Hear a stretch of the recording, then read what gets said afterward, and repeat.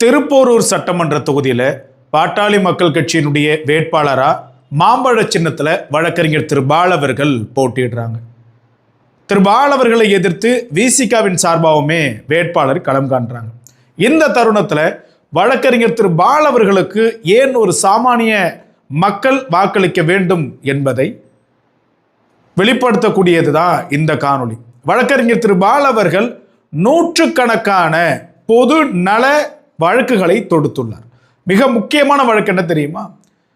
சாலை மேம்பாட்டுத்துறை தமிழகத்தில் இருக்கக்கூடிய 504 மதுக்கடைகளை மூடணும்னு சொல்லிட்டு ஒரு விதியை பிறப்பிக்கிறாங்க. உயர்நீதிமன்றமும் இந்த விதியை ஏற்றுக்கிட்டு 504 கடைகளை மூட வேண்டும்னு சொல்லிட்டு உத்தரவை பிறப்பிக்கிறாங்க.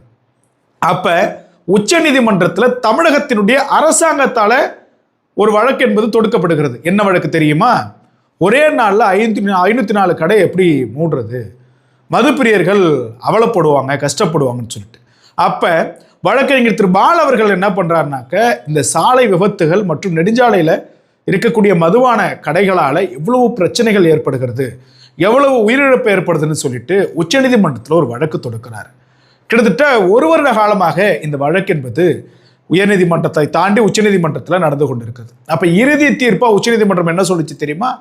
இருதரப்பு வாதங்களையும், தமிழக அரசினுடைய வாதங்களையும் வழக்கறிஞர் திரு பால் அவர்களையும் கேட்ட உச்சநீதிமன்றம் இறுதியாக ஒரு தீர்ப்பு கொடுக்குது.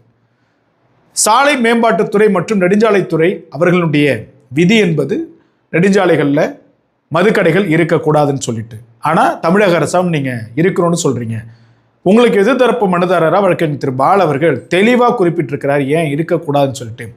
எனவே தமிழ்நாடு மட்டும் கிடையாது, 504 கடைகளில் தொடங்கிய விவகாரம் தமிழ்நாடு மட்டுமின்றி இந்தியா முழுக்க 90,000 மதுக்கடைகளை, நெடுஞ்சாலையில் இருக்கக்கூடிய, தேசிய சாலையில் இருக்கக்கூடிய மதுக்கடைகளை மூடுவதற்கு ஒரே நாளில் உத்தரவு பிறப்பித்தது. இதில் தமிழ்நாட்டில் சாதாரணமாக விட்டு 504 கடைகள் மட்டும்தான் மூடப்பட்டிருக்கும்.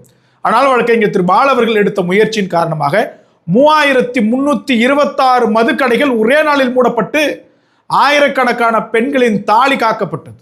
ஆகையினால்தான் சொல்லுகிறோம், ஒரு நாட்டை காக்க வேண்டிய, மக்களை காக்க வேண்டிய அரசாங்கம் மக்களை அழிக்க துடிக்கும் மதுபானத்தை, அந்த கூடத்தை மூடக்கூடாதுன்னு வழக்கு போடுது. ஆனால் உண்மையிலேயே மக்களின் மீது கொண்டிருக்கக்கூடிய ஒரு அக்கறையின் காரணமாக வழக்கறிஞர் திரு பால் அவர்கள் போட்ட வழக்கு என்பது வெற்றி பெற்று இறுதியாக இந்தியா முழுக்க 90,000 மதுக்கடைகளும், தமிழ்நாட்டில் 3326 மதுக்கடைகளும் ஒரே நாளில் மூடப்பட்டது. ஆகையினால்தான் சொல்லுகிறோம், நீங்கள் தேர்ந்தெடுக்கக்கூடிய வேட்பாளர் உங்களுக்காக இருக்க வேண்டும். அப்படியான ஒரு வேட்பாளராக வழக்கறிஞர் திரு பால் அவர்கள் இருப்பார். எனவே வழக்கறிஞர் திரு பால் அவர்களுக்கு மாம்பழ